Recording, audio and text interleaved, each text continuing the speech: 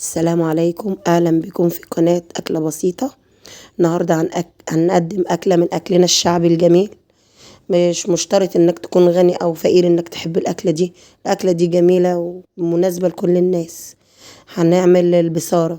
أجيب الفول واغسله كويس جدا واحط عليه بصلاية متوسطة وطماطماية وقرن فلفل أخضر ودقة توم، واحط كزبرة وشبت، ربطة كزبرة وربطة شبت.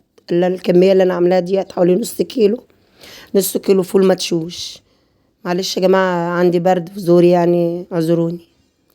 واقلبه كويس عبال هو طاب، عبال ما يبرد شوية. كل انا عملت البصل يا جماعة انا بحمره زي البطاطس، بحطش كمية البصل بحالها، بحط البصل حبة حبة واحمرهم واحط غيرهم. البصل دوت انا حطيت عليه حبة دقيق ونشا وقلبتهم كده مع بعض، دعكتهم بايدي كده قلبتهم مع بعض عشان يبقى مقرمش وحلو ولذيذ كده وطعمه حلو. احط البصارة في الخلاط وضربتها في الخلاط، وبعدين هصفيها يا جماعة في المصفى، عشان ساعات بيبقى فيه حاجات بسيطة كده لازم نشيلها يعني عشان تخلي البصارة ناعمة كده وجميلة. خلاص انا صفيتها وبس. انا بحط عليها حبة ملوخية صغيرين، انا بعملها يا جماعة كده زي امي ما كانت بتعملها الله يرحمها. هسيبها تسخن جامد على النار تغلي يعني.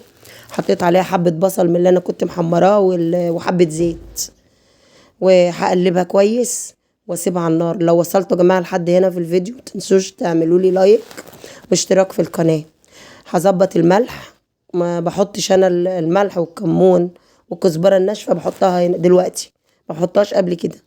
حطيت ملح وكمون وفلفل اسمر وشطة، حبة شطة حمرا ممكن احطهم دلوقتي وممكن احطهم بعدين، وكزبرة ناشفة. وهقلبها كويس وقدمتها يا جماعة، وده شكلها النهائي.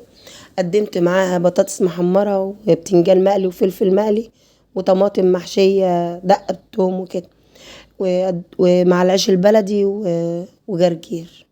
وبالهنا والشفا. يا رب تكون وصفتي النهاردة عجبتكم، ونلتقي في وصفة جديدة مع أكلة بسيطة إن شاء الله.